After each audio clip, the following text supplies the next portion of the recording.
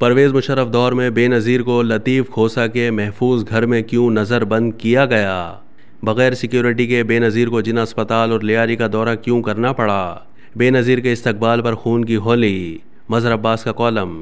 रोज़नामा जंग के कॉलम निगार और सीनियर सहाफ़ी मज़हर अब्बास अपने कॉलम में लिखते हैं कि हमारी इंतहा पसंद सोच ने मोहतरमा फ़ातिमा जिन्ना को कबूल किया, ना बेनज़ीर भुट्टो को। बानी पाकिस्तान की बहन तो सियासत से किनारा कश हो गई। अयूब खान के धांधली ज़दा इलेक्शन के बाद, औरत की हुक्मरानी पर सवाल उठने के बाद मगर बेनज़ीर ने डट जाने का फ़ैसला किया तो रास्ते से ही हटा दिया गया, जिसके बाद पाकिस्तान का सियासी बयानिया ही बदल गया।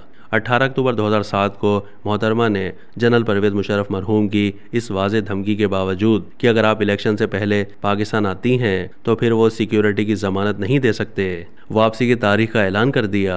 जो हुआ वो अब हमारी खून आलूद सियासत का हिस्सा है। इस खून की होली के एक गवाह साबिक वज़ीर दाखिला डॉक्टर जुल्फ़िकार मिर्ज़ा और उनकी बेगम डॉक्टर फहमीदा मिर्ज़ा भी हैं। कुछ अर्सा पहले उनके साथ एक नशिस्त में दीगर हाथों के अलावा इस भयानक वाक़े का भी जिक्र निकल आया, क्योंकि मिर्ज़ा साहब सिक्योरिटी इंचार्ज थे।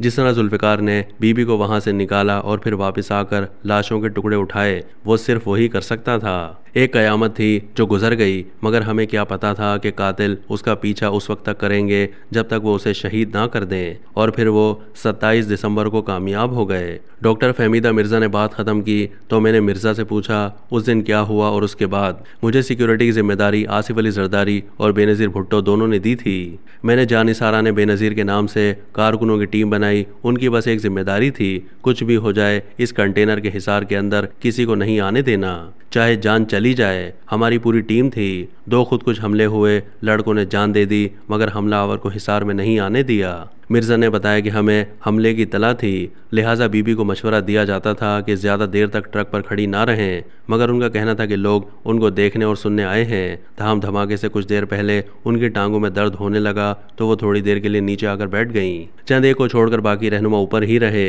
जब पहला धमाका हुआ तो कुछ रहनुमा एक दूसरे पर गिर पड़े। बीबी को मैंने कहा कि आप ऊपर नहीं आए जब तक मैं ना कहूँ। मैंने फहमीदा और दूसरे पार्टी लीडरों से भी यही कहा और बाहर गया ताकि देखूं हिसार तो नहीं टूटा।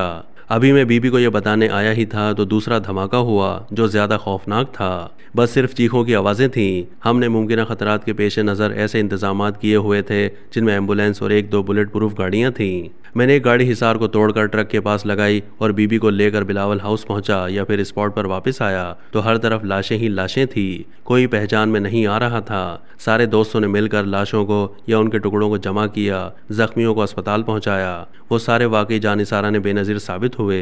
मैं हैरान हुआ तो इस बात पर कि दूसरी सुबह तकरीबन 9 बजे वो जिना अस्पताल में जख्मियों के दरमियान थीं, वो भी बगैर किसी सिक्योरिटी के। और फिर लियारी में जो लोग शहीद हुए उनके घरों का रुख किया, फिर उसी तरह दीगर इलाकों का। मिर्ज़ा की जिम्मेदारी सिंध तक थी। पंजाब और केपी के साबिक वज़ीर दाखिला रहमान मलिक मरहूम की थी। मैं और फहमीदा कराची में थे। जब मुशर्रफ की इमरजेंसी लगी तो बीबी कुछ दिनों के लिए बच्चों के पास दुबई में थी। उन्होंने लाहौर आने का फ़ैसला किया तो मुझे फ़ोन किया और लाहौर में सिक्योरिटी का कहा।